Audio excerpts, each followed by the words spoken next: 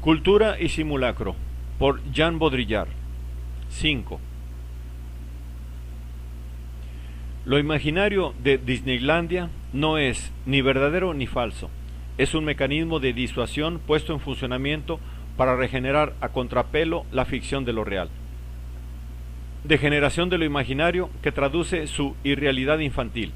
Semejante mundo se pretende infantil para hacer creer que los adultos están más allá, en el mundo real, y para esconder que el verdadero infantilismo está en todas partes, y es el infantilismo de los adultos que viene a jugar a ser niños para convertir en ilusión su infantilismo real. Además, Disneylandia no es un caso único. Enchanted Village, Magic Mountain, Marine World, Los Ángeles está rodeada de esta especie de centrales imaginarias que alimentan con una energía propia de lo real una ciudad cuyo misterio consiste precisamente en no ser más que un canal de circulación incesante y real.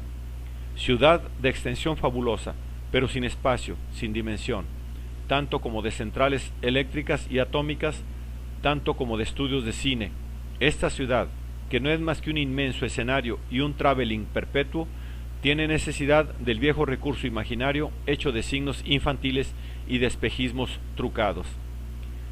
Disneylandia muestra que lo real y lo imaginario perecen de la misma muerte. A una realidad diáfana responde una imaginación exangüe. Pero hubo un tiempo de poder para lo imaginario, de igual modo que una fase de poder de lo real, aunque ambas se hayan cumplido ya hoy en día. Los juegos de la ilusión tuvieron su momento triunfal desde el Renacimiento hasta la Revolución, en el teatro, el barroco, la pintura y las peripecias menores del engaño visual. Esta presenta en dos dimensiones lo que en realidad tiene tres, el universo real, pero de repente da un salto hasta la cuarta, la que precisamente le falta al espacio realista del Renacimiento.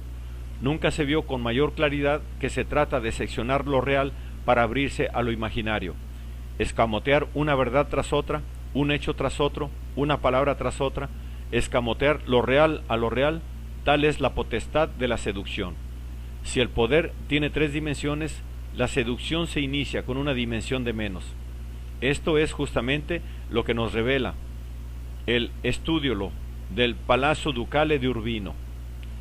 Minúsculo santuario engañoso en el corazón del inmenso espacio del palacio. Todo el palacio es el triunfo de una sabia perspectiva arquitectónica, de un espacio desplegado de acuerdo con las reglas. El estudiolo es un microcosmos inverso, separado del resto del palacio, sin ventanas, sin espacio propiamente dicho. El espacio está en él, perpetrado por simulación. Si todo el palacio constituye el acto arquitectónico por excelencia, el discurso manifiesto del arte y del poder, ¿qué pasa con la ínfima célula del estudiolo que, como una especie de otro lugar sagrado, flanquea la capilla, desprendiendo cierto tufillo a sacrilegio y alquimia? Lo que se baraja ahí con el espacio y por tanto con todo el sistema de representaciones que ordena el palacio y la república no está muy claro.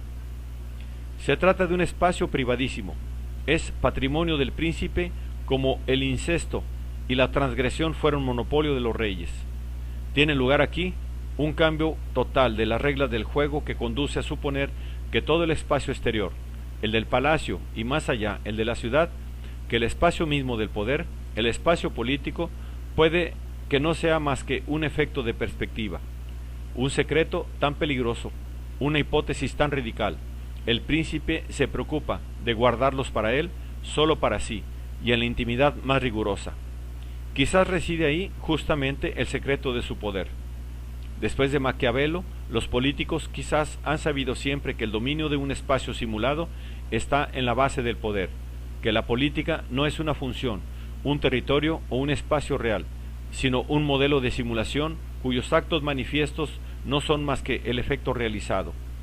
En este punto ciego del palacio, este lugar cercenado de la arquitectura y de la vida pública, el que, en cierto modo, rige el conjunto, no según una determinación directa, sino por una especie de inversión metafísica, de transgresión interna, de revolución, de la regla operada en secreto, como en los rituales primitivos, de agujero en la realidad, simulacro oculto en el corazón de la realidad, y del que ésta depende en toda su operación.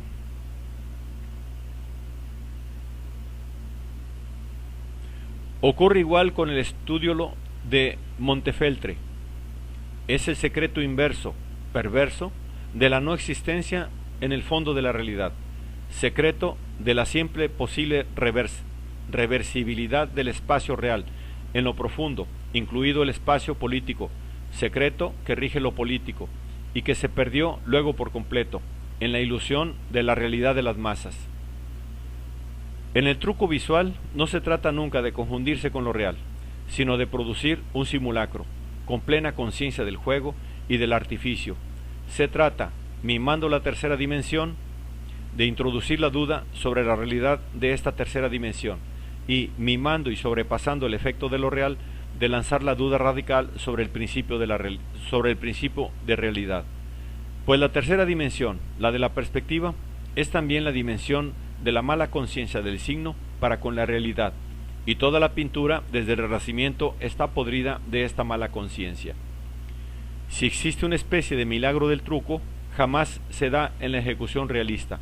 Las uvas de Ceaucis, tan reales que los pájaros las picoteaban. Absurdo, el milagro no puede darse nunca en el colmo del realismo, sino precisamente al contrario, en el desfallecimiento repentino de la realidad y en el vértigo que produce hundirse en él. Esta pérdida del escenario de lo real es la que revela la familiaridad súbita, surreal de los objetos. Cuando la organización jerárquica del espacio real, bajo el privilegio de la visión, cuando esta perspectiva simulada, pues no es más que un simulacro, se deshace, surge otra cosa que, a falta de algo mejor, expresamos en términos de tacto, de una hiperpresencia táctil de las cosas, como si fuera posible tocarlas y llevárselas. Pero no nos engañemos, este espejismo de presencia táctil no tiene nada que ver con nuestro sentido real del tacto.